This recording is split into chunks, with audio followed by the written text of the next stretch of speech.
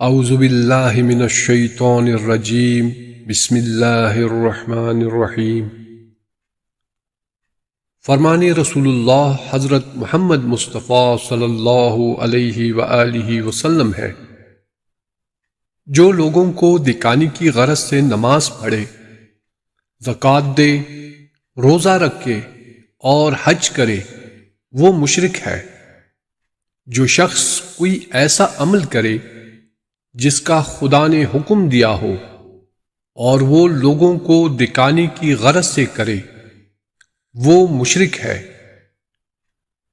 رسول خدا حضرت محمد مصطفیٰ صلی اللہ علیہ وآلہ وسلم نے فرمایا، جو شخص ہاتھ سے نکل جانے والی چیزوں کی حسرت دل سے نکال دیتا ہے، اس کو جسمانی سکون مل جاتا ہے۔ امیر المؤمنین امام علی علیہ السلام نے فرمایا، اے لوگو، میں تمہارے لیے دو چیزوں سے ڈرتا ہوں، خواہشات کی پیروی اور طولانی آرزوئیں، کیونکہ خواہشات کی پیروی حق سے دور کر دیتی ہے اور طولانی آرزوئی آخرت کو فراموش کرا دیتی ہے۔ امیر المؤمنین امام علی علیہ السلام فرماتے ہیں، یاد رکھو، میں نے جنت کی مانند کسی چیز کو نہیں دیکھا جس کے طلبگار سوئے ہوئے ہیں، اور نہ ہی جہنم کی مانند کسی چیز کو دیکھا کہ جس سے بھاگنے والے سو رہے ہوں۔ امام علی علیہ السلام فرماتے ہیں، جس نے جہاد کو ناپسندیدہ سمجھ لیا اور اسے ترک کرے، خداوند اسے ذلت کا لباس پہناتا ہے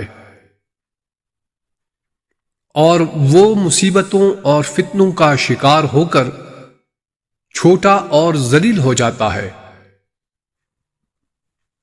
امام زین العابدین علیہ السلام فرماتے ہیں، جس کے نزدیک اس کا نفس محترم ہوگا، اس کے نزدیک دنیا پست ہوگی۔ امام جعفر صادق علیہ السلام نے فرمایا، اسلام ایمان سے پہلے ہے۔ اسلام کی بنیاد پر انسان میراث حاصل کرتا ہے اور نکاح کرتا ہے، لیکن انسان کو ثواب اس وقت ملتا ہے جب وہ ایمان لاتا ہے۔ ایمان اور اسلام کی مثال کعبہ اور حرم کی سی ہے۔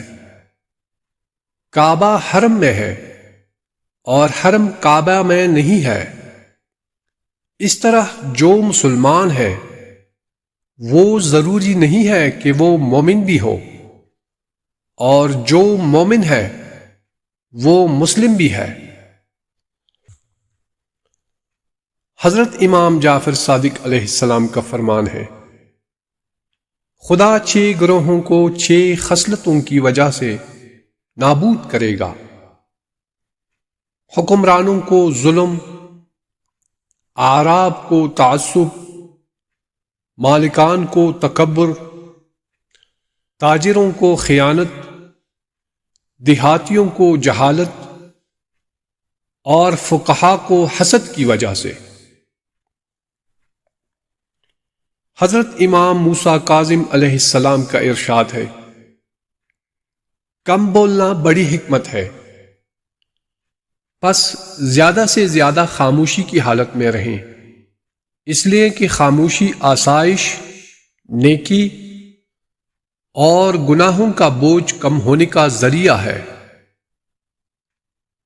حضرت امام رضا علیہ السلام نے فرمایا، جب سخت دشوار ترین صورتحال کا سامنا ہو تو ہم اہل بیت علیہ السلام کو وسیلہ بنا کر خدا سے مدد طلب کریں۔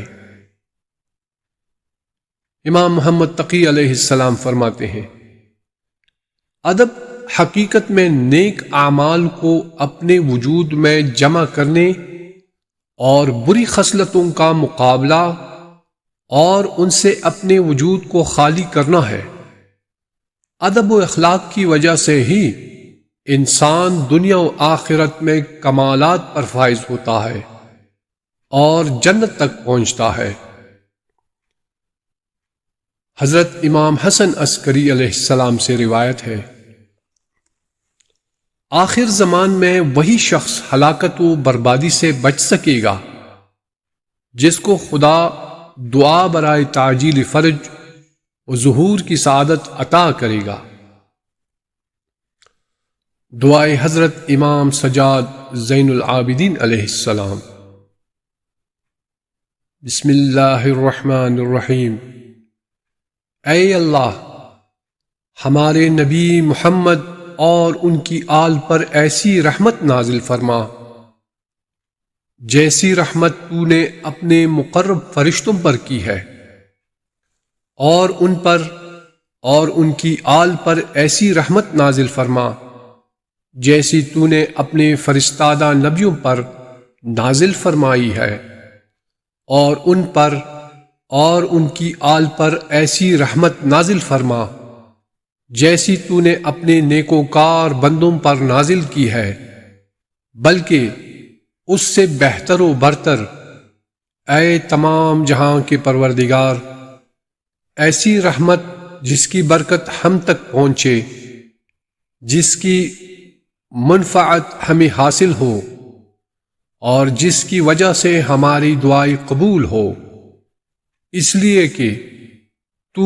ان لوگوں سے جن پر بھروسہ کیا جاتا ہے زیادہ بے نیاز کرنے والا ہے، اور ان لوگوں سے جن کے فضل کی بنا پر سوال کیا جاتا ہے زیادہ عطا کرنے والا ہے، اور تو ہر چیز پر قادر و توانا ہے۔